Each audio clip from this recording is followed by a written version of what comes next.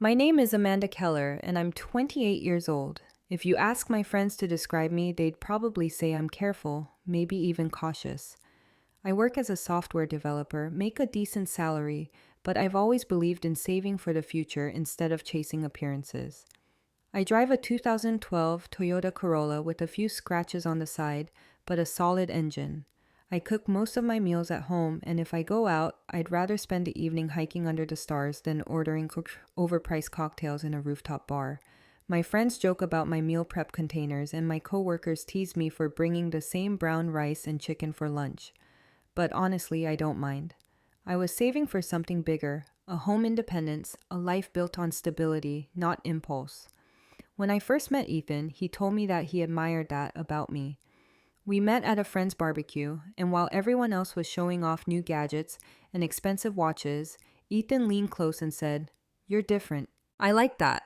At the time, it felt genuine. For the first year, we were happy. He laughed when I used coupons at the grocery store, and he teased me about my grandma car, but it was affectionate. I thought he understood me, or at least accepted me. But somewhere around the year and a half mark, things shifted. It was small at first. One Tuesday evening, we went to Olive Garden for dinner. Nothing fancy, just pasta and breadsticks, the kind of night I liked, because we could actually talk. But Ethan spent most of the meal scrolling Instagram, showing me pictures of his friends out at expensive restaurants. "Look at this," he said, pushing his phone toward me. His coworker and her boyfriend were dressed up at a sleek steakhouse downtown, the kind where parking costs as much as the meal. "See that bottle of wine that's like $200? Looks nice, huh?" I smiled politely. "Sure, but I kind of like this. Just us. No crowd, no noise." He gave me a look I couldn't quite name, then went back to his phone. That look became familiar over the next few months. Every time we hung out with friends, I noticed how quiet he'd get on the drive home. I tried to fill the silence, tell him about my day, but his mind was elsewhere. One night after his friend's birthday party, he finally snapped. We had just pulled up outside his apartment when he turned to me and said flatly, "Your car is embarrassing." I blinked, stunned. "Excuse me." Everyone else pulled up in actual cars, Amanda. Lisa's boyfriend has an Audi. Matt drives a Tesla, and we roll up in this. I looked around my car, the faded paint, the worn but clean seats. It was reliable, paid off. Mine. "What's wrong with it?" I asked softly. "It's 10 years old, Amanda. It looks like something a college kid drives. It runs perfectly. No car payments. Isn't that a good thing?"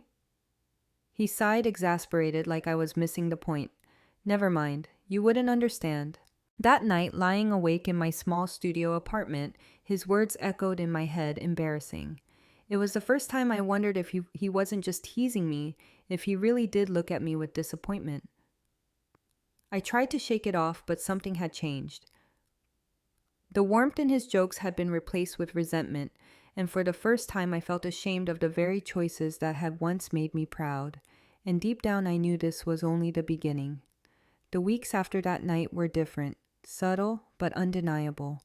Every time we went out with friends, Ethan would go quiet in the car ride home, his jaw tight, his silence heavy. At first I thought maybe he was tired, maybe stressed from work. But then came the comments. "Why don't you ever want to go somewhere nice, Amanda? Do you realize how it looks when everyone else shows up, dressed to the nines and you?" He'd let the sentence trail off his eyes, flicking to my thrifted dress. I tried to laugh it off, but each word chipped away at me. The breaking point came one evening in spring. He brought up a weekend getaway his friends were planning. Miami beachfront hotel bottle service, the whole package. "It's Katie's birthday," he said. "We're all going. You should come." I frowned. "How much is it?" He shrugged, like it didn't matter. "Hotels around $400 a night, plus flights, food, drinks, maybe $3,000 altogether." "But come on, Amanda, you make good money." I stared at him. "Ethan, that's 3 months of rent. We could take an entire vacation for that amount." He scoffed. "It's not about us. It's about showing up for my friends." "I get that," I said, keeping my voice calm. "But it doesn't make sense to spend that much for 3 days. His face hardened. "You can't afford it, can you?" "I can. I just don't want to throw away money on something so temporary." He stared at me like I was speaking another language. "You make 75 grand a year, Amanda. Why are you acting like you're broke?" I felt my chest tighten.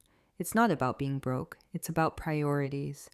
He leaned back, arms crossed, and apparently your priorities don't include making me happy. That line, the bitterness in it lodged itself deep inside me. I sat there frozen, trying to think of a response. But all I felt was the quiet realization that no matter what I said, it wouldn't be enough. A few weeks later, the signs became impossible to ignore. It started small. A new watch on his wrist shoes I knew I hadn't seen before. Designer sunglasses casually left on his kitchen counter. "Where did all this come from?" I asked one night, trying to keep my voice light. He smirked, sliding the watch around his wrist. Does it matter? Yes, I said firmly. "Ethan, that's 1,000 watch. You've never spent money like that before." He looked at me then, not guilty, not apologetic, almost smug. At least someone thinks I deserve nice things. My stomach dropped. "What are you talking about?" Her name spilled out of his mouth like it was nothing. Vanessa Older, successful. She appreciated him. She bought him things. She took him to places I apparently couldn't. She treats me like I'm worth something. Amanda, do you? The words hit harder than I expected. My voice shook when I asked, "So how long?" He shrugged. "A couple months. It's not like that, though. She just gets it. Gets what? That you like being bought. That I'm not embarrassed by wanting more." I stood there staring at the man I thought I knew, realizing that the slow erosion of us hadn't been my imagination. It had been deliberate. And then with a cold little laugh, he said it. "You're too cheap to deserve me." I don't remember leaving his apartment. I don't remember driving home. I only remember sitting on my bed, the city lights flickering through my blinds, and thinking, "Chap." That's what he saw when he looked at me. Not smart, not disciplined, not building a future, just cheap. For the first time in 2 years, I didn't cry over him. I just felt hollow. But somewhere inside that emptiness, a tiny spark lit up. Not anger, not revenge, just the beginning of clarity. The next morning, I woke up to silence. No text from Ethan, no good morning calls, no apology, just nothing. I sat on the edge of my bed, staring at the chipped paint on the wall, trying to figure out what I was supposed to feel. Sad, angry, betrayed. Instead, all I felt was relief. Relief that I didn't have to defend every choice I made. Relief that I could eat leftovers without judgment. Relief that I didn't have to measure my worth against someone's Instagram feed anymore. Still, his words echoed in my head. "You're too cheap to deserve me. Cheap, not careful, not smart, not disciplined, cheap." It stung, but it also gave me clarity. Because deep down, I knew something Ethan never understood. I wasn't frugal because I couldn't afford things. I was frugal because I was building something. That night, instead of stalking his social media or crying into a pillow, I opened my laptop. For months, I had toyed with the idea of investing in real estate. I'd bookmarked articles, saved listings, even followed a few financial blogs. But with Ethan constantly complaining, I never had the mental space to pursue it. Now the silence was mine. I dove in researching duplexes, learning about FHA loans, reading forums where people shared their experiences with tenants and mortgages. I took notes like I was studying for an exam, and the more I read, the lighter I felt. It was like my brain had been waiting for this, a chance to use my discipline for something that mattered. Not to impress Ethan, not to prove myself, just to build my life. When mutual friends asked why Ethan and I broke up, I kept it simple. We wanted different things. No one pressed. Maybe they already knew. Weeks turned into months. I worked late nights, packed my own lunches, and every extra dollar went into savings. I wasn't just saving for the future anymore. I was actively shaping it. And the strangest part, I felt free. Free from Ethan's criticism. Free from the constant pressure to keep up with other people's lifestyles. Free to imagine a future that was mine alone. One evening, as I scrolled through real estate listings, I paused on a picture of a small duplex in an up-and-coming neighborhood. 2 units, well-maintained, nothing flashy, but the numbers worked. The rent from one side would cover most of the mortgage. I ran the calculations 3 times just to be sure. Each time the numbers lined up. My heart pounded. Could I actually do this? Ethan's voice echoed in my mind, mocking, dismissive, too cheap to deserve me. But this time I smiled because maybe he was right. I didn't deserve him. I deserved something better. And maybe this duplex was the start of it.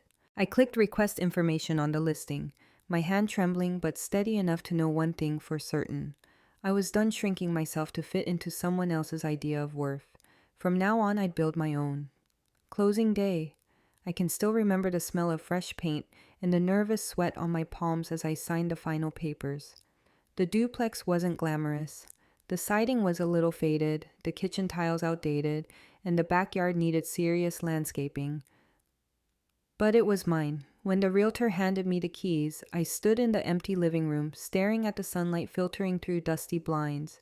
And for the first time in years, I felt something Ethan had never given me. I wasn't just renting a space. I was building one. Brick by brick, paycheck by paycheck, I moved into one unit that weekend, surrounded by cardboard boxes and secondhand furniture. The other unit I rented out to a young couple just starting out. They reminded me of who I used to be with Ethan. Hopeful, excited, full of dreams, except this time I was the one providing the roof over their heads. My friends noticed a change in me. "You look lighter," one of them said over dinner. And they were right. The constant weight of Ethan's criticism had lifted. For once, I could drive my old Corolla without feeling embarrassed. I could order the cheapest dish on the menu and not second-guess it. Life felt quiet, but in that quiet, I found peace. And then came Daniel. He was the brother of my tenants, helping them carry boxes up the stairs on move-in day. I noticed him because he kept cracking jokes while juggling furniture, his laughter making the whole process easier. When I offered them lemonade afterward, Daniel lingered. "You're the landlord?" he asked, a hint of surprise in his voice. "Yeah," I smiled nervously.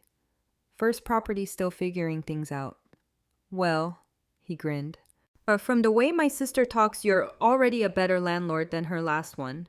That guy charged her for fixing a broken sink." We laughed and something in me softened. Daniel was different from Ethan. He wasn't flashy. He didn't drop hints about expensive restaurants or compare me to anyone else. He was a teacher, drove a 10-year-old Civic, and thought coupons were genius. Our conversations flowed easily, first about the duplex, then about books, then about life. Before I knew it, I was agreeing to grab coffee with him. On our third date, he insisted on paying. When I teased him about it, he said, "I don't like feeling like I owe anyone." I blinked, then smiled. "You don't owe me anything." "I know," he replied softly, "but I want to contribute." The words hit me harder than I expected. After years of Ethan's resentment, here was someone who saw contribution as love, not weakness. For the first time, I began to imagine a future that wasn't lonely. But just when I was settling into this new rhythm, work managing tenants, quiet evenings with Daniel, the past came knocking. Literally, it started small. A friend mentioning that Ethan had asked about me. A mutual acquaintance saying he'd been checking in on what I was up to. I brushed it off until one evening I came home from work and found an envelope tucked into my mailbox. No stamp, no address, just my name. Inside, a handwritten note in Ethan's familiar scroll. I heard about the house. "Impressive, we should catch up." I froze the paper, trembling in my hand. After all this time, after all the words he'd thrown at me, he wanted to catch up. I crumpled the note, tossed it into the trash, and told myself it was over. But deep down, I knew Ethan wasn't gone. Not yet. It happened on a Tuesday evening. I pulled into the driveway, groceries in the passenger seat, humming along to some song on the radio. At first, I didn't notice the car parked near the curb until I saw him. Ethan. He was sitting on my front steps like he belonged there, his shoulders hunched, eyes shadowed with exhaustion. He looked smaller somehow, the arrogant spark I once knew replaced by something brittle. "Amanda," he said, standing as I approached. "Nice place." I froze keys tight in my grip. "What are you doing here?" He glanced around the duplex, the little garden I planted the fresh coat of paint on the mailbox. "I heard you bought it." "Looks really good, very you." I didn't respond. I just unlocked the door, half expecting him to take the hint. But Ethan wasn't here for hints. "Can we talk?" he asked, his voice trembling in a way I had never heard before. I turned slowly. "About what?" "You made your choice." His jaw tightened, but then his shoulders sagged. "Vanessa, she wasn't who I thought she was. She lied about her money, her connections, everything. When it all collapsed, she left me with nothing." Debts bills. I. His voice cracked. I made a mistake, Amanda. The words hung in the air between us. I studied him. The designer jacket that looked worn at the seams, the expensive watch no longer gleaming, his face lined with a desperation that money couldn't hide. You want me to feel sorry for you? I asked quietly. No, I wanted you to know that I get it now. I get what you were trying to do. Building something, saving, being responsible. You were right. He swallowed hard. And I was wrong. Something inside me ached.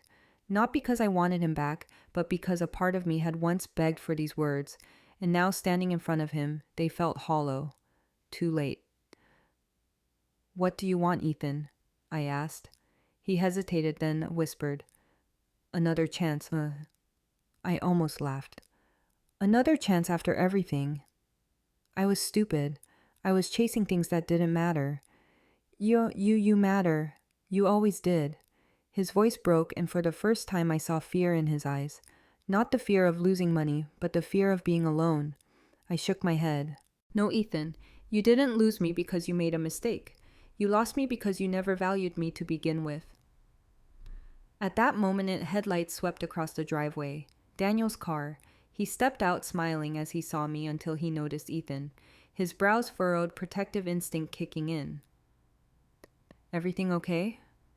I took a deep breath. Yeah, perfectly fine. Turning to Ethan, I gestured. This is Daniel, my boyfriend. Daniel walked up, setting his arm gently across my shoulders, a silent gesture of solidarity. Nice to meet you, he said coolly. Ethan's face fell. The realization washed over him in waves that I had moved on, that someone else stood where he once did, and that this time I wasn't shrinking. You replaced me? He spat, his voice sharp. No, I replied evenly. I outgrew you. For a moment, silence. The kind of silence where truth settles like dust after a storm. Daniel squeezed my shoulder. Dinner's waiting inside. I nodded, then looked at Ethan one last time. You wanted more, Ethan, and you got it. Just not the way you thought. He opened his mouth to argue, but nothing came. His shoulders slumped. Without another word, he walked back to his car. The taillights disappeared into the night, leaving only the sound of crickets and the faint hum of the street lamp. I stood there for a moment, my heart pounding not from fear but from release. For the first time, I wasn't the one left standing empty. 8 months have passed since that night on my front steps. 8 months since Ethan stood there broken, asking for something I no longer wanted to give. In those months, my life hasn't turned into a fairy tale. It's better because it's real. Daniel and I got engaged in December. The proposal wasn't a grand spectacle. No rooftop champagne or sky riding. Just the two of us in my kitchen cooking pasta together. He pulled out a simple ring and said, I don't need fancy, I just need us. I cried not because of the size of the ring, but because of what it meant. Commitment, partnership, love that wasn't measured in dollars. We're planning a small wedding next fall. Nothing flashy, just close friends, family, and a garden strung with fairy lights. And every detail feels like ours. Meanwhile, Ethan's name still floats around in whispers. A mutual friend mentioned he moved back in with roommates after Vanessa's debt swallowed him whole. The luxury cars leased to Jewelry Pond, the lifestyle all smoke and mirrors. Once hearing that would have satisfied me karma, neat and perfect. But when I picture him now, I don't feel triumph, just distance like a chapter I read long ago. Sometimes I wonder if he ever truly understood why we failed. If he realized that the very things he mocked, my frugality, my discipline, my cheapness, were the foundation of everything he claimed to want. But mostly I don't under it all, because I'm too busy living.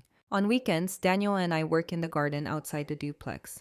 Tomatoes, peppers, herbs, nothing expensive, just little things that remind us of growth. We laugh over crooked carrots, share coffee on the porch, and dream about the next property we'll invest in together. Yes, we're already planning the next step, a small apartment building that needs work but has potential. Daniel says he's excited to learn about being a landlord. I tell him I'm excited to build something side by side. Sometimes when the sun sets just right, I stand in the yard and breathe in the scent of soil and basil, and I realize something simple but profound. Ethan was right. I was too cheap to waste my time, my heart, and my future on someone who couldn't see my worth. because I didn't deserve him. I deserve better.